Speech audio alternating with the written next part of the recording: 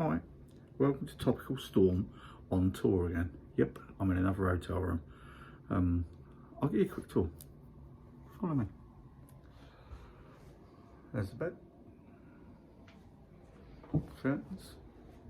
Huge fucking mirror right near the bed. Too sure what that's about. Bathroom.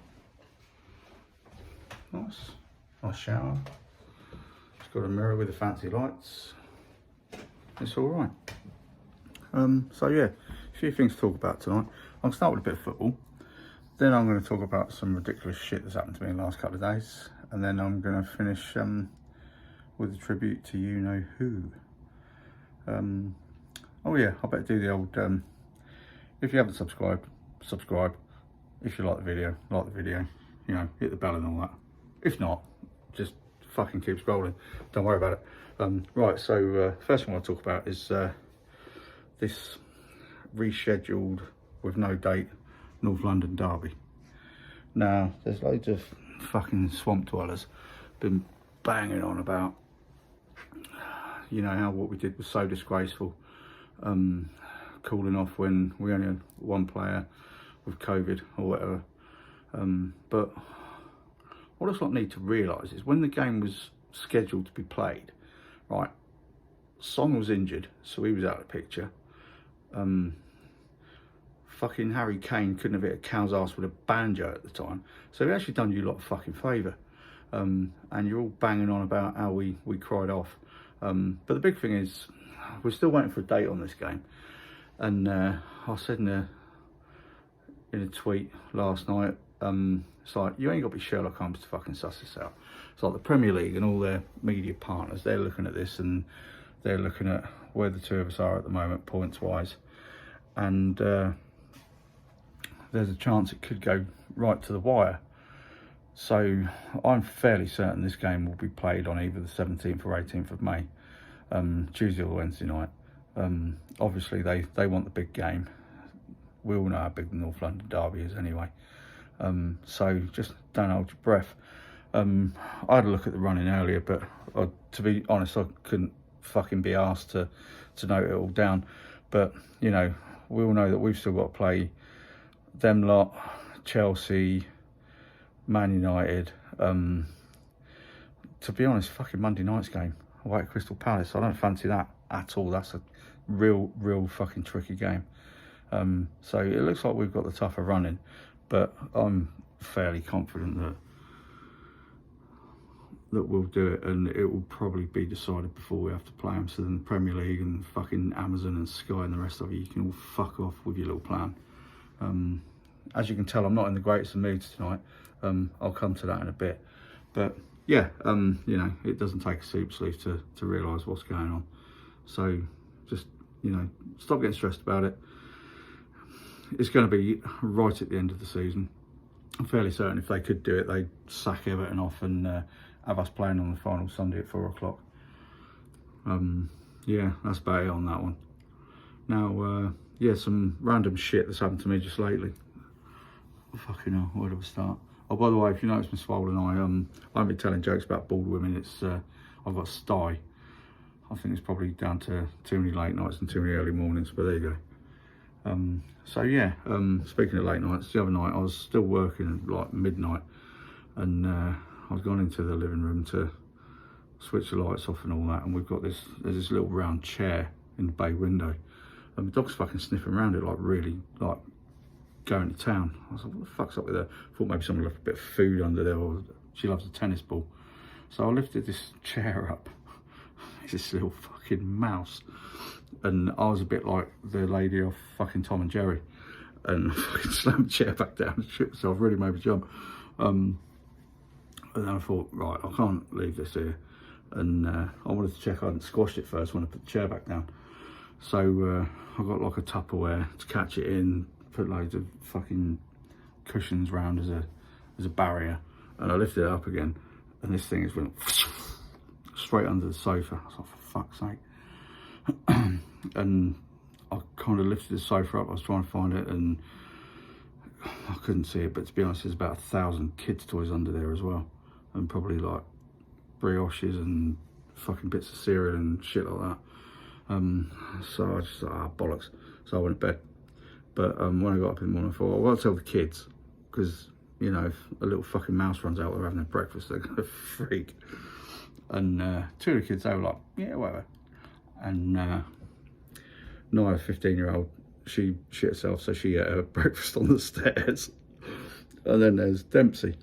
I've spoken about her before. She's this little firecracker. Sorry if that camera's shaking, but my fucking arm's aching. She's an absolute firecracker. I call her La Nina because she's literally a force of nature. She's got the shortest fuse in the world, but she's also the most caring human being you'll ever meet in your life. And to start with, she started crying because she was scared that this mouse was going to come out. So then we lifted the sofa up, and the mouse went there. So then she started crying. I was like, what are you crying for now? She said, well, Jonathan's gone. So in the space of about 5 minutes, she's gone from shitting herself to naming this mouse and crying because he's not there anymore. And I just thought it was worth mentioning because, you know, there's loads of these channels, we just constantly talk about football and stuff, and it's nice, I think, to speak about other stuff and, you know, the people that make us want to be better at whatever we do. So yeah, she's a pretty perfect little creature, that one. And then fast forward to today. As I said, I'm in a hotel. This wasn't my first choice of hotel, weirdly enough. I'm in Oxford. I've got a photo shoot in the city centre first thing, so I figured I'd stop out for the night. And the first hotel that I was supposed to be staying, that was booked and paid for, is called the Head of the River. It's like a Fuller's pub hotel type thing. And I got there, all ready to check in, lugged all my fucking bags in from the car, and said, you know, checking in, got a one-night reservation. She was like, oh no, I've got no record of you. I was like, well, you have, because I've got a confirmation email. She's like, no, you're not here and we're fully booked. So what do you mean you're fully booked? I said, well, we're fully booked. I said, but the room's been paid for. It's like, you know, it's confirmed. And she said, no. And so then I got on to my people, got them on the phone, they're talking to her. And then she's all laughing and joking. I thought, oh, maybe they'll sort it out. And she comes back, she says, no, you're going to have to find somewhere else.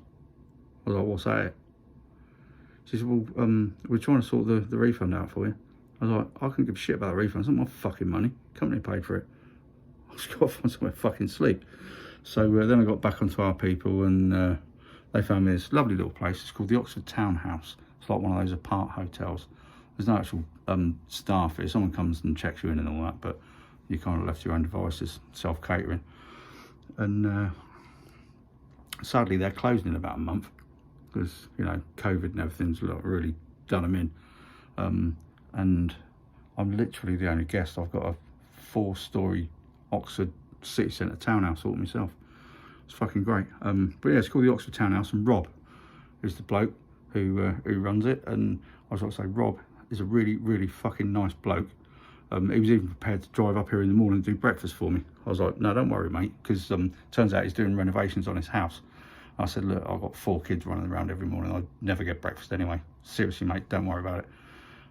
So yeah, if ever you're in Oxford in the next month or so, stay at the Oxford Townhouse. Do not stay at the Head of the River, because basically they're cunts and they don't deserve your business. In fact, I went for a beer just now, and the nearest pub actually is the Head of the River, but I refused to give them my money, so I walked another 2 miles to get a pint somewhere else. Fuck them. So that's my rant out of the way. Right, today's obviously a special day for Gooners. You know, it's 31st of March, 21 years since David Rocastle was tragically taken so young. And I'm always really sad on this day, purely for this reason. It's a bit weird. I mean, I never met the guy, but there was, as a kid growing up watching him play, there was something about him. It was like he was one of us. I don't mean like sort of, you know, local lad night. It was just like the ethos and the history of our football club. he got it, he totally bought into it, and he made sure that everybody that came along after him while he was still at Arsenal bought into it as well. And, you know, we all know the famous saying, but the guy was absolutely legendary. And I think over the last 10 years, if we had 11 players on that field at every game with his heart and his character and his love for the club, we wouldn't have sunk as low as we had done. We're on our way back now. You know, we're getting to the point where we've got another 11 Rockies on the pitch, and that bodes really well. I don't want this to be melancholy. I've gone in great depth about David Rocastle on my last Legends podcast, episode 3. If you haven't caught it yet, have a look at it. It's something I hope I did him proud with. Not to try to plug my own channel whilst talking about this, but there's a lot of stuff that I say in there, things people may not be aware of, and it might be worth a look. But for now, I think it's a case of celebrating the life and the legacy of this amazing human being, because he wasn't just a footballer. You know, he was a husband, he was a dad, he was a genuinely, thoroughly decent human being, and he deserves all the respect in the world.